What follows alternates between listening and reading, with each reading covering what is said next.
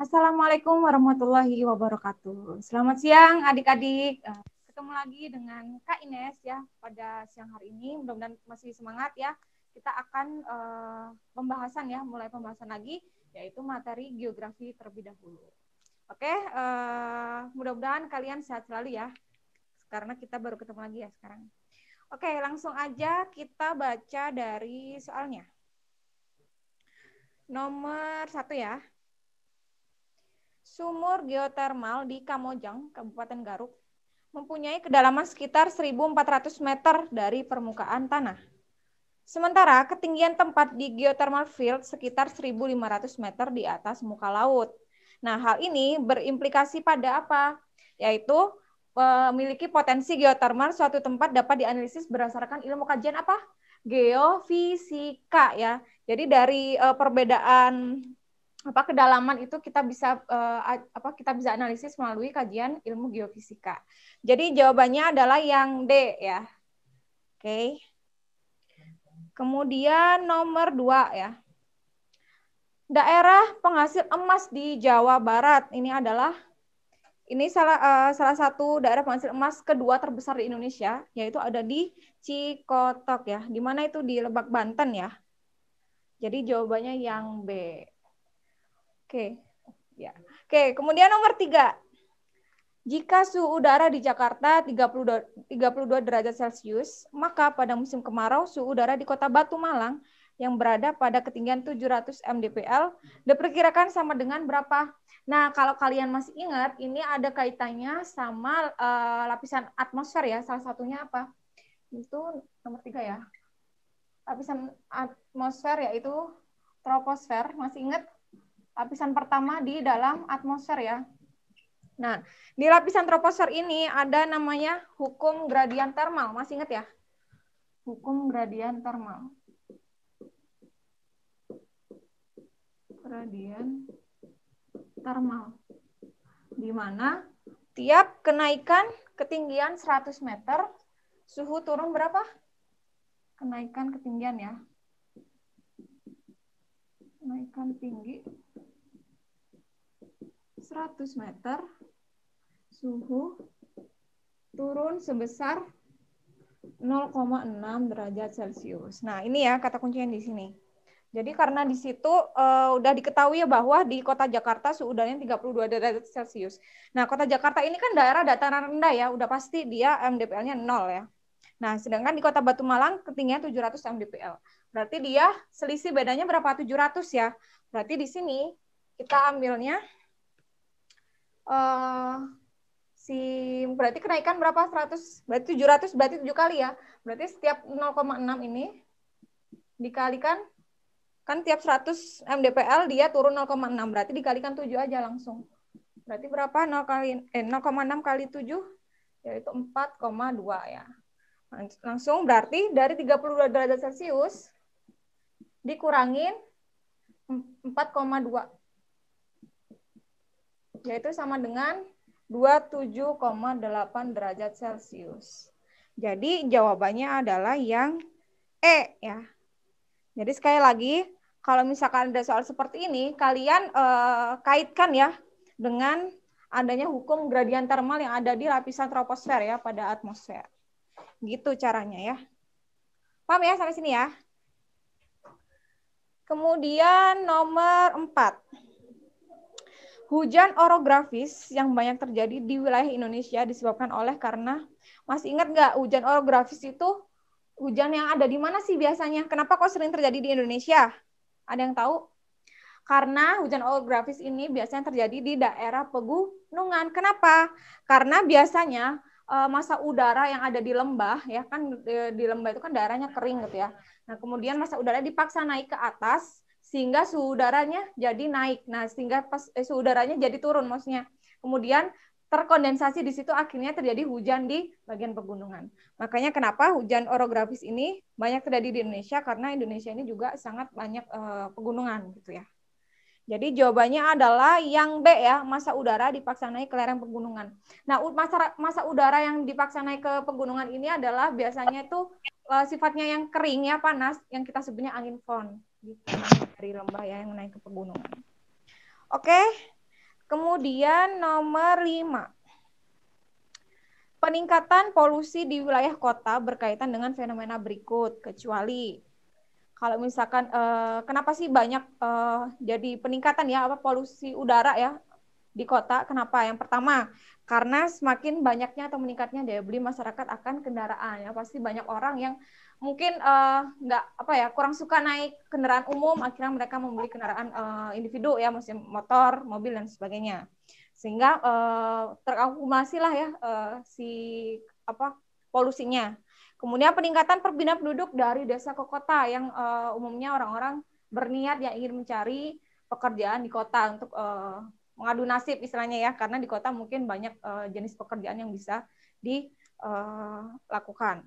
Kemudian rendahnya pendidikan dan kesadaran lingkungan. Nah, ini masih sering kali terjadi di kota ya, karena kalau udah penduduk udah pergi ke kota, mereka mungkin cenderung memikirkan dirinya sendiri untuk bagaimana caranya dia mencari uang. Ya, untuk memikirkan lingkungan mungkin udah sepertinya udah hilang gitu ya, tidak memperdulikan.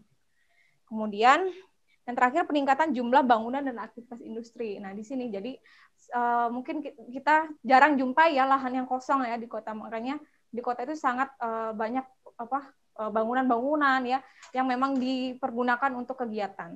Nah, berarti yang di sini yang bukan peningkatan polusi yaitu yang D ya, rendahnya pendidikan lurah, camat dan wali kota. Oke. Kemudian nomor 6. Vegetasi khas daerah tundra. Nah, ini kayaknya ini nggak ada jawabannya ya, teman-teman. Jadi kalau vegetasi khas daerah tundra itu cirinya itu tanaman lumut karena ada di daerah kutub ya. Daerah kutub kan karena dingin ya, dia itu tanamannya yang hanya bisa tumbuh hanya yang lumut aja. Sedangkan kalau hutan pinus, hutan konifer itu adalah vegetasi khas dari daerah taiga. Ingat-ingat kalau daerah taiga itu dia itu cirinya tanamannya berdaun jarum ya kayak hutan konifer itu. Sedangkan kalau padang rumput, padang belukar ini biasanya ada di daerah yang iklimnya kering kayak sabana dan stepa ya. Kayak misalkan di Indonesia itu ada di daerah NTT dan NTB. Jadi mohon maaf ini nomor 6 tidak ada jawabannya ya. Jadi harusnya jawabannya ini lumut ya karena nggak ada, dilewatin aja ya. Kemudian nomor 7. Dalam sebuah peta yang mempunyai skala 1:2500, bandara dan lapangan tergambar sebagai sebuah simbol area. Sementara itu, pada peta lain dengan skala 1:200.000, bandara dan lapangan digambarkan dalam sebuah gambar berupa titik. Penyebab hal ini terjadi adalah, nah kira-kira dari yang tadi peta dengan skala 1:2500 dengan peta banding 1:200.000, kira-kira petanya besar yang mana? Berarti besaran, maksudnya luasnya ya dari luas wilayahnya, besaran yang 1:200.000. Karena kenapa? Itu cakupan wilayahnya luas, berarti nanti isi-isi dari informasi di dalam petanya juga semakin tidak detail, maksudnya hanya secara umum aja, kenampakan umum. Tapi kalau misalkan skalanya 1:2500, berarti kan dia lebih detail ya, kayak misalkan ibaratnya kalau 1:2500 itu misalkan peta desa ya, di mana peta desa itu ada nanti sekolah, pemukiman itu jelas terlihat. Tapi kalau udah di skala 1:200.000, mungkin bisa aja peta provinsi ya, sehingga peta desa udah nggak ada detailnya. Jadi misalkan hanya kecamatan, nama kota dan sebagainya. Kayak gitu. Jadi akan mempengaruhi apa di skala ini, akan mempengaruhi si simbol pada peta. Makanya di peta dengan skala yang besar ya 2.500 itu dia informasinya lebih detail dan sifatnya dia bentukannya biasanya luasan atau berupa area. Tapi karena dia skalanya lebih kecil ya 200.000, dia berarti informasinya karena tidak begitu mendetail tapi cakupannya luas sehingga dia mencakup informasi yang banyak. Sehingga makanya biasanya yang tadi awalnya berupa luasan atau area, dia jadi seperti simbol titik aja kayak persebaran gitu. Nah, jadi jawabannya di sini hal ini terjadi karena penyajian informasi pada peta terbatas pada skala peta. Jadi jawabannya yang B. Jadi sekali lagi ya, kalau misalkan semakin kecil skala peta, berarti informasi yang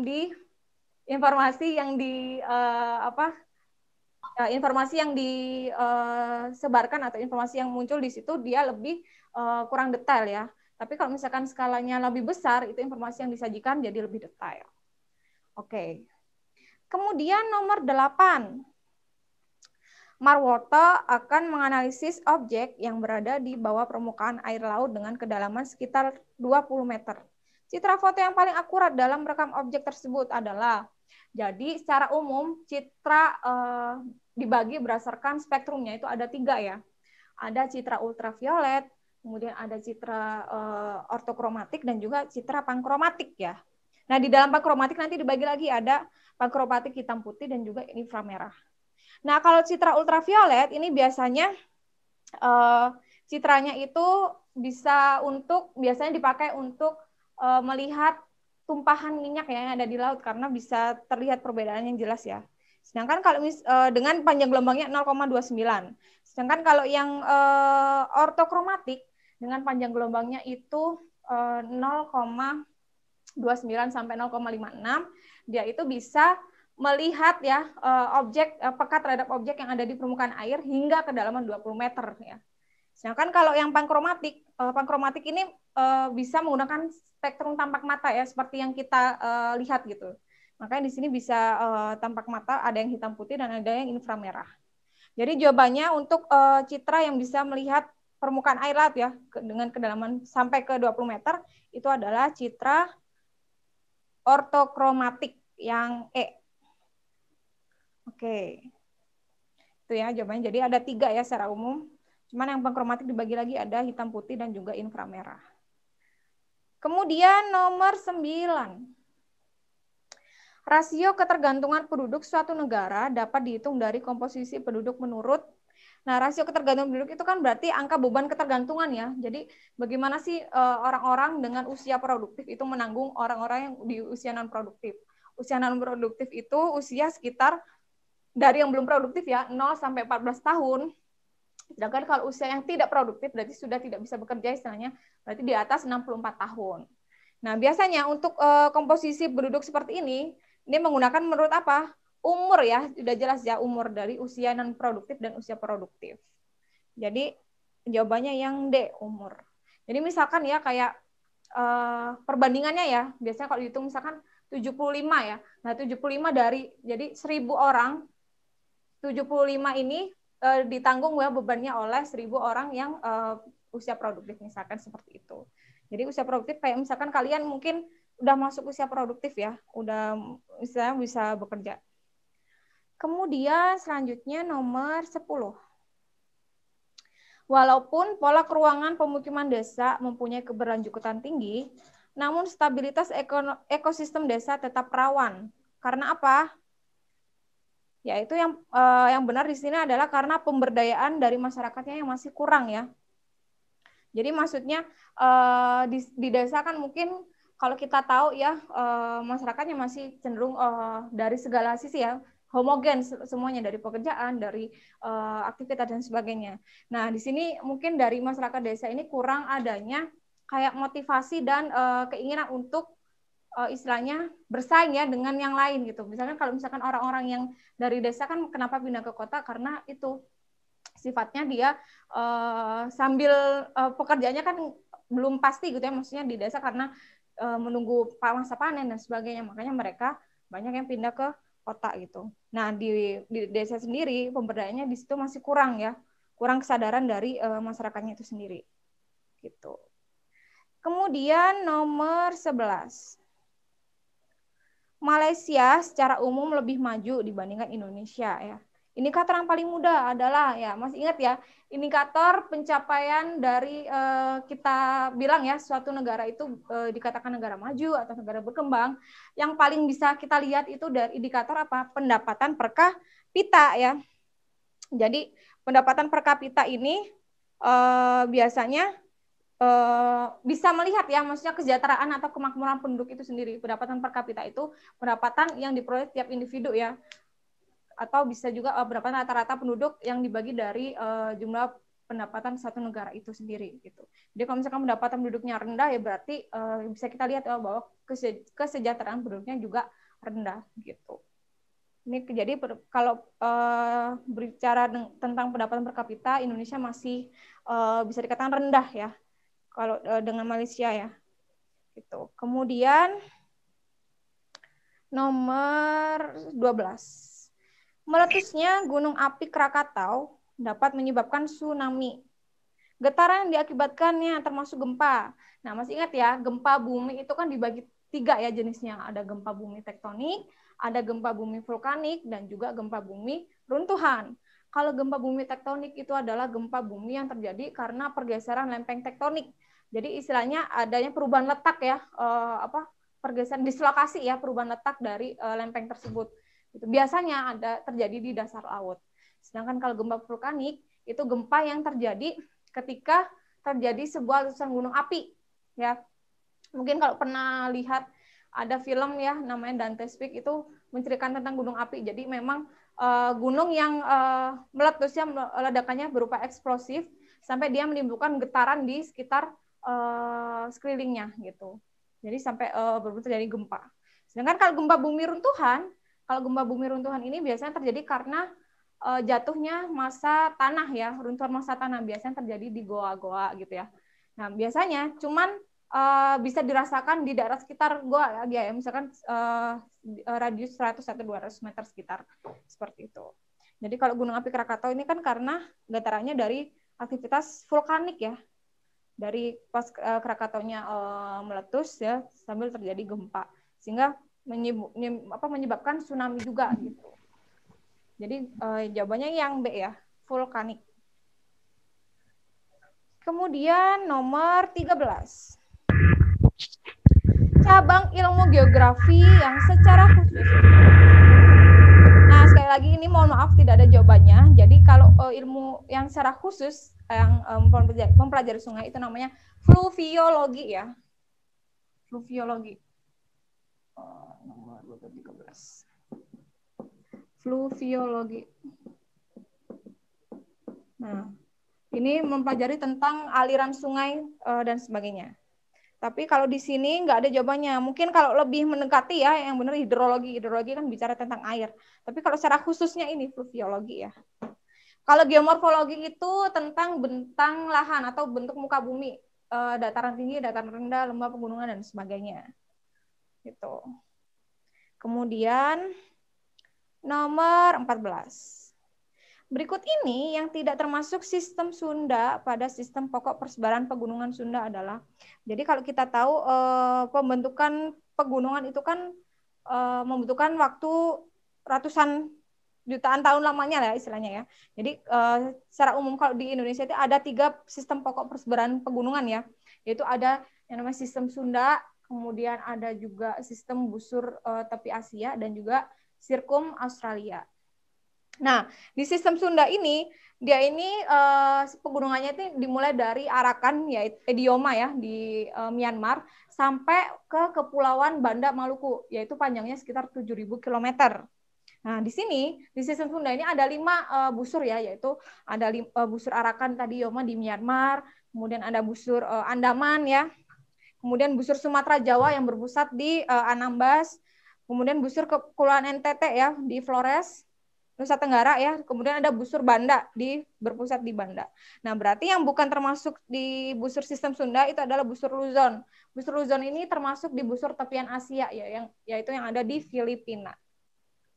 Jadi jawabannya yang C. Oke.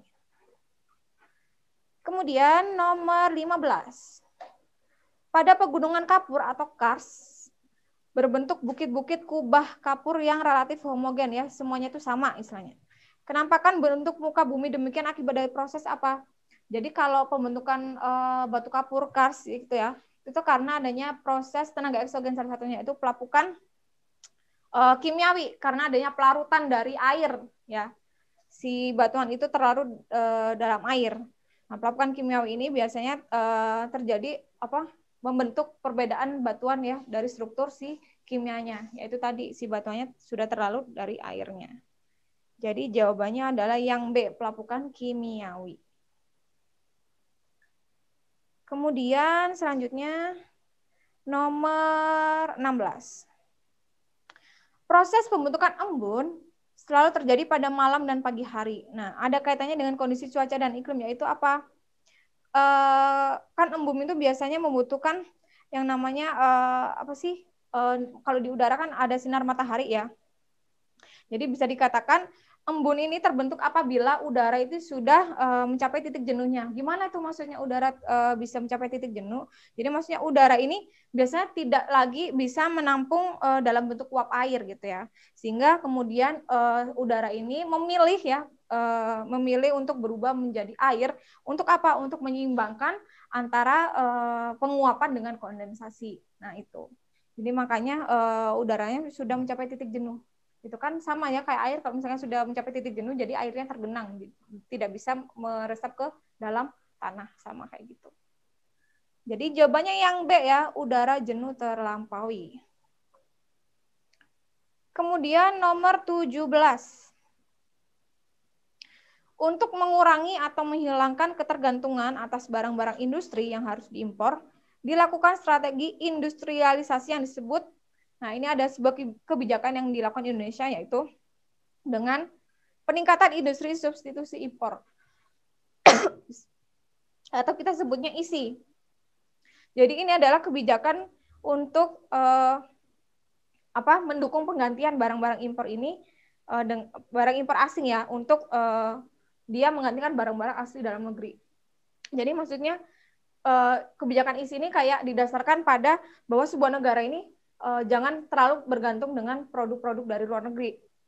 Tapi kita bisa mengembangkan produk dalam negeri yang kualitasnya sama dengan produk luar negeri. Seperti itu. Jadi nama kebijakannya itu ISI ya. Industrialisasi substitusi impor. Jadi jawabannya yang D. Kemudian nomor 18. Cara pendekatan wilayah dengan contoh-contoh yang menggunakan antara lain ada tambang minyak, hutan bakau, atau perkebunan kelapa sawit disebut dengan, ini udah jelas ya kalau pendekatan dengan sumber daya yang ada. Ya, tambang minyak itu kan sumber daya alam ya, hutan bakau sumber daya hayati, dan kelapa sawit juga sumber daya. Jadi memang pendekatannya menggunakan pendekatan sumber daya. Bisa dilihat dari potensinya, mungkin bisa kita lihat dari analisis citra ya, SIG, itu bisa kita lihat potensi-potensi sumber daya yang bisa dimanfaatkan untuk perekonomian negara juga. Gitu. Jadi jawabannya yang E. Kemudian nomor 19. Nah, perbedaan utama dari istilah bahaya dan bencana apa sih? Bahaya dan bencana itu? Kalau perbedaannya, kalau misalkan bahaya, sebenarnya bahaya itu kan hazard ya kalau dalam bahasa Inggris itu. Jadi kayak suatu kejadian yang memiliki potensi ya, baru potensi ya. Jadi punya potensi untuk menyebabkan terjadinya kecelakaan, kemudian cedera, hilangnya harta benda, bahkan nyawa. Nah, itu namanya bahaya. Jadi memang kejadian yang berpotensi itu. Tapi bahaya bisa dianggap sebuah bencana atau disaster ya dalam hal ini. Itu apabila telah menimbulkan korban jiwa, berarti telah menimbulkan kerusakan gitu. Jadi tahu ya kalau bahaya itu punya potensi untuk menimbulkan terjadinya suatu kecelakaan, cedera, hilangnya nyawa dan sebagainya. Tapi kalau si bahaya ini bisa dianggap si bencana itu karena sudah menimbulkan korban dan kerugian gitu. Jadi berarti perbedaan utama istilahnya bahaya dan bencana ini adalah berupa potensi kerugian yang terjadi ya. Jawabannya yang E. Jadi beda ya, kalau bahaya itu ada potensi untuk merugikan ya, kalau bencana itu berarti sudah menimbulkan. Gitu. Kemudian nomor 20. Ciri bentang alam muka bumi pada lereng perbukitan sebagai akibat proses debris avalanche atau luncuran batu-batuan ditunjukkan oleh kenampakan. Nah, kalau karena luncuran batu-batuan biasanya ditunjukkan kenampakan yang namanya longsor lahan, atau ya kita sebutnya biasanya tanah longsor gitu, karena memang pergerakan massa tanah ya, karena gravitasi ya, atau kita sebutnya mass wasting. Salah satu dari kenampakan mass wasting itu adalah longsor lahan atau tanah longsor. Jadi jawabannya yang D. Oke, itu untuk 20 soal geografi. Sampai sini dulu. Ada yang mau ditanyakan dulu? Silakan yang mau bertanya, boleh di-unmute sendiri ya. Nomor 10 tadi apa, Kak? Nomor 10. Oh, yang tadi ya. Oh, nomor 10 jawabannya yang E, pemberdayaan masyarakatnya kurang yang tadi ya. Terima kasih, Kak. Iya, sama-sama. Barangkali yang apa yang nanya tadi ini? Perhitungan atau apa? Silakan.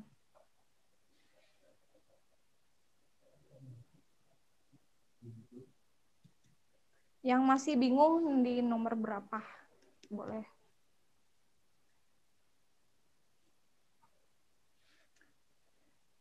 Insya Allah lumayan mudah ya, soalnya kita tidak terlalu banyak di papan ya. Biasanya kan banyak kita penuh.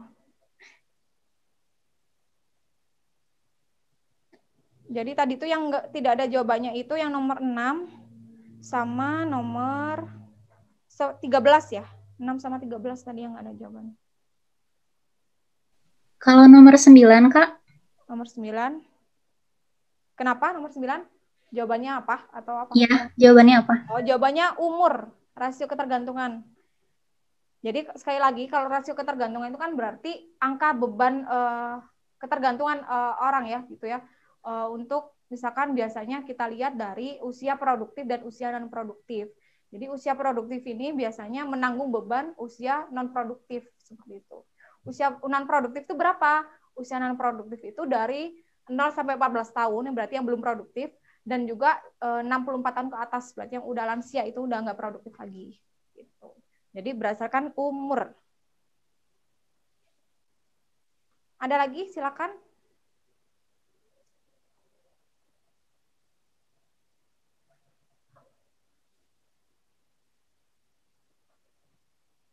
Silakan, nggak apa-apa, nanya aja.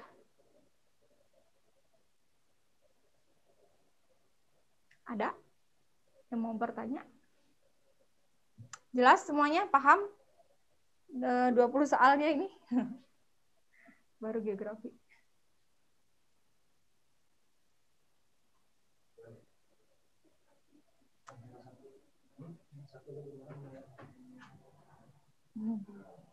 Nggak ada lagi yang ditanyakan ini? Masih mikir kayaknya. Mau nanya apa?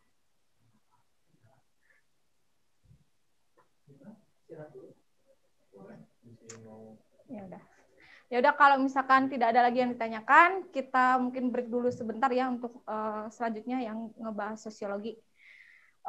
Boleh kita break dulu.